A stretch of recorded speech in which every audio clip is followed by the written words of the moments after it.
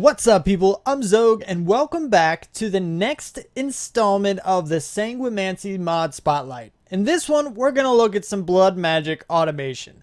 And the first thing we need to do, let me see, F1, and then go to this book. And what we have here, basically, the blood magic automation includes 4 different blocks.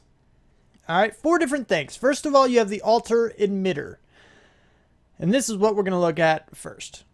The altar emitter is the answer to the first stage of automating the blood altar. Basically, this thing can be set up to output a redstone signal as soon as your blood altar, and let's take a look at, let's do this. You see right here, no redstone signal. If we set this guy to 2500. Now, I have the creative sacrificial knife, which actually adds a lot of blood to the altar at one time. So if you're doing something, you know, sacrificial or whatever, it might take you a little bit longer to get there. But for me, it's going to be 1 click. But you see right here, blood required 26. So as soon as the blood in the altar is equal to or over that amount, it will output a redstone signal. So, bam. There's your redstone signal. Now, if we take this blood altar away yet again, and I'm going to hook these guys up. This is one demonstration of something you can do as soon as that happens. Now, this is just something I mentioned in one of the other videos, and I thought it was pretty cool as soon as I said it. So I figured I'd go ahead and hook it up. And some of you may remember that or have just watched that other video, so you know exactly what I'm about to do. But in any case, woohoo! Fireworks! Yeah, man, totally. All right, cool. So that's basically the altar emitter. It's a pretty simple block. It's not too hard to use. The only thing about this guy, because it doesn't have its own interface. So the only thing about this is that you right click to raise it and you shift right click to lower it. And it goes by 100 per, per click. So that's pretty much how this thing works. Now, as far as placing this guy, it doesn't work here. There's, there's nothing here that will make it work like this. Ooh, give me that back. And then I just had you. Here you go. We go here. Give me my creative sacrificial knife back. You see, it doesn't actually work. Basically, if you look at this 3x3 area that the blood altar is centered on, you have 3 and then you have 3. It just needs to go on one of the corners. As soon as it's on one of the corners, you have your fireworks launching everywhere. It's pretty cool. It's a cool little thing, but that's the altar emitter.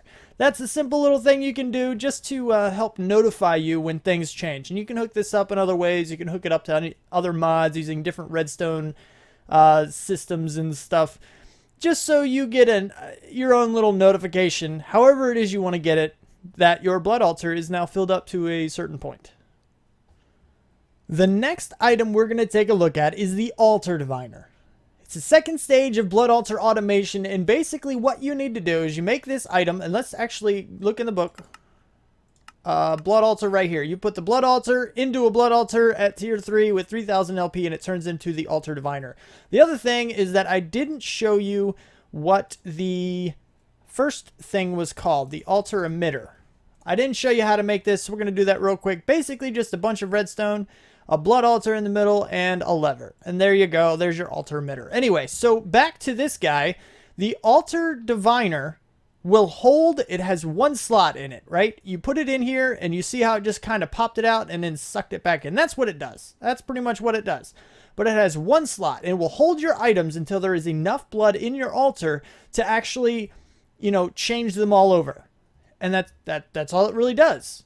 It will hold the item until there's enough. So as soon as I add blood in here, that's when it'll suck it up, transform it into the next version, and then take it back out. So you can even go here and I don't know, I don't think you can do 10. I can do 5. We fill the altar up, and then we put the items in. They're already good to go to get to the next stage. And there they go. Just like that. And that's pretty much all it does. It will just hold the item. Now, I did talk to Tomben. It is possible to automate this and, use transfer nodes and everything like that to take items in or put items in or take items out of this thing. And it is possible to do that, but that is exactly what the altar manipulator is for right here. And that's what we're going to take a look at right now, the altar manipulator. Oh, right. So the Altar Manipulator is the third stage of blood magic automation. Like its predecessors, it is a GUI-less machine, but it's a bit more complex.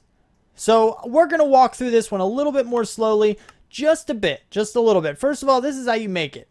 You have 4 Altar Diviners, 4 Altar Emitters, and your Blood Orb. Once you have that, there's actually an extra step.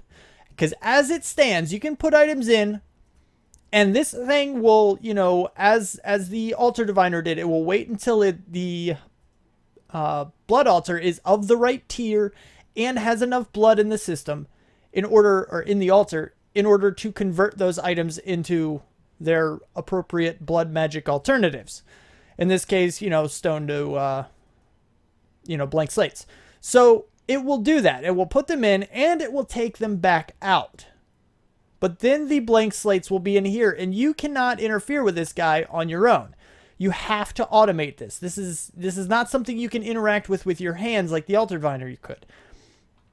So there's an extra step, because right now, it doesn't matter what side you use, there's no output slot. There's only input slots. So we're going to use the top as the input. That's where the hopper is. And you can use other things too. It's just I don't have any other mods installed, so I can't use any other item transfer nodes or anything like that to put items into this thing. But right now there's no output slots. So what we got to do is we have to go over to the Sanguine shifter. And this is a way to upgrade the Manipulator. Now this is kind of good, because if there was a set side as far as which side you put it in or took it out, then you wouldn't have any control over that side. You wouldn't be able to, you know, mess with it, and you would have to do things in certain directions, and it can get messy and it can interfere with certain designs. So what Tomben has done is he created this little upgrade right here. If we take a look at this upgrade, this is how you make it. You need an Altar Manipulator, a Master Blood Orb, and the hopper. And then you have your Sanguine shifter. So you come here and you can right click on a side. Now mine didn't disappear, but yours will. Just trust me, it's there right now. There's no visual cues at the moment. I'm sure that may eventually change, so you know which side your output is on. But right now there's an output and it's on that side. Another note about the Altar Manipulator is that it is supposed to, and it even tells you in the tooltip right here, it says place adjacent, which means beside. On one of these 4 sides, not the corners, but the actual sides. This guy says place on top of the altar. So it has to be on top, because it tests for the blood and everything on its bottom side, which is why you can't, you know, put the output on that side or anything like that. The bottom is off limits, but all the other sides are fine. Anyway, so once you have this stuff set up and you have the Altar Manipulator here and you have the Sanguine shifter put into one of the sides and some kind of a storage or inventory on that side, then all you got to do is just throw in your items. So let's go ahead and get some stone.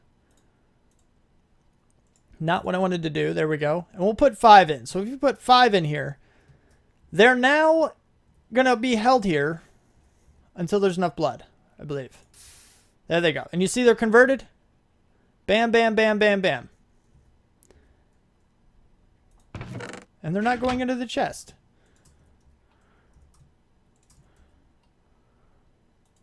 There we go. Now they're going into the chest. Okay, so I said trust me, it's there, but obviously the visual cues are a little more handy than I realized, because it didn't work the first time I did it. But basically you just right click on whatever side with this guy. Yours should disappear when it happens. So unless you're playing in creative, you'll at least know when it's happened, when it's been attached. Anyway, so that's the basic idea that you can use for this guy. So if we put in, let's say, 5 of these guys, it will do 1 item at a time. You see right now, it can't do a third. There's not enough blood to do a third, which is, this is how, if you had some kind of a larger inventory up top, you could stack in, you know, a whole chest full of stone. If all you wanted were blank slates, you could throw in an entire chest full of stone. And even if your altar is super powered and everything like that, as soon as it's converted once, this thing will take it back out and send it into the inventory. It only does it once. So if you wanted a whole chest of reinforced slates and all you had were stone, you could throw your stone, all of your stone into this chest, just kind of have whatever kind of well of suffering, let your altar build up the blood. It will convert them all into blank slates. And then all you got to do is just pick up that chest, put it back on top, put another inventory over here, and then they would convert all one more time into the reinforced slates. And it's kind of a thing you can do. It's a pretty awesome little tool, I have to say. Let's go ahead, just cuz. We'll go ahead and throw you guys in here. Let's go ahead and convert these guys. Oh, I'm not close enough. There we go. See, now it's doing one at a time until it can't do any more. And there we go. Just like that. It's pretty cool, man. It's pretty cool. The last thing we're going to take a look at in this spotlight is the blood interface. Now, this blood interface steps away from blood altar automation and actually moves to your actual soul network. Soul network? Your essence network, your LP, whatever it is. Whatever you carry with you all the time. You see there, I have like 5.5 million. Yeah, that's a lot. But you see this right here, it's only on the second stage. Why? Because it's percentage based. Now, as you know, the amount of LP you can have in your network is actually increased based on your orb. So based on the size and power of your orb and your, blood altar tier, whatever the tier is, that's how much you can store in your network. So even though I have 5.5 million, which is actually a decent amount, this is all based on a percentage of how much your total network. Since I can hold, I believe the number is 30 million. Or yeah, is it million? I think it's 30 million. I have a small portion of my total capacity. And that's what this blood interface does. It tells you, it gives you a visual cue, pretty much, on how much blood you have in your network compared to how much you're able to have. So as soon as this line reaches 15, I know that this thing is outputting a maximum signal, which means I have the maximum amount of blood. And you can do a lot of things with redstone. You can trigger, the fireworks that I showed you earlier in the episode. You can hook it up to some crazy contraptions. I'm sure you guys have a lot of ideas for that kind of thing, but this can give you a visual cue. You can set this thing up right around your base, and that way, instead of going to find your divination sigil and looking to the left little bar to see a little visual cue there, you can actually just walk into your base and see it that way. You don't have to worry about looking for anything. You can just glance and be like, oh, all right, I'm about half full. That's cool. And you don't have to worry about it. It's a thing you can do. It's pretty cool. It's pretty awesome. But I should mention that you can also hook this thing up to computer craft or open computers. Basically, these are the things that allow you to have Lua methods. Now, Lua is a programming language, and if you're not interested in programming anything or any kind of messing with computer craft or programming, then don't worry too much about this. But those of you that have already worked with computer craft or open computers will know about these types of functions and exactly what they do. So what you have is get owner, which will return you the string of the orb's owner. You have get orb maximum, which tells you the total capacity. And then you have get life essence, which returns how much you actually have right now. Then you also have orb limit, which returns Boolean true if it has reached its cap, if you are maxed out. And you can do a lot of things with those functions and stuff too, using computer craft and or open computers. To be honest, I'm a little curious to see what kinds of things people can come up with on exactly what kind of a visual cue or anything they want to have for their network. I think it'd be pretty interesting to see, because that opens a lot of doors right there. You can do a lot of stuff with that. But basically, that's what this thing does. You have stone here, you have your redstone comparator, and then you have a blood rune. So that's how you make the blood interface. And the basic idea of how you set this guy up is very, very simple. You see, you put down your blood interface after you craft it. You find your blood orb. Probably want a second one if this is something you're going to keep up all, for long term or whatever.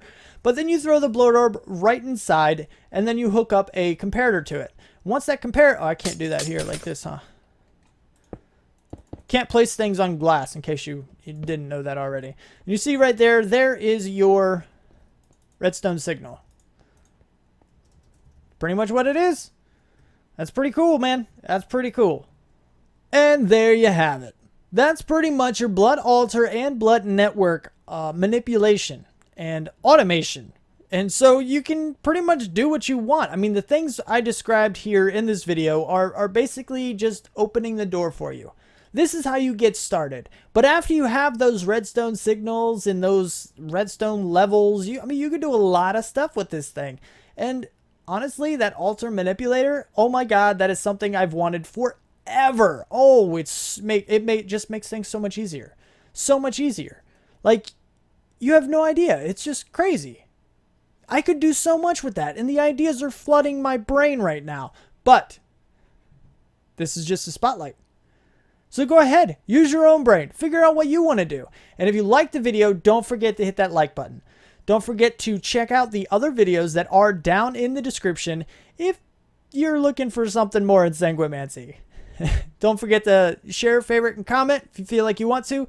Thanks so much for watching, and I will see you next time. Bye.